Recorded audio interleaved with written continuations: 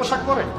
যে উম্মতের মানুষ এখন খেয়ানত করে, মাপে কম দেয়, ওজনে কম দেয়, দুর্নীতি করে, ঘুষ খায়, সুদ খায়, অন্যের সম্পদ আত্মসাৎ করে, ধর্ষণ করে, জেনা করে, পরকিয়া করে, ব্যভিচার করে, এই উম্মত।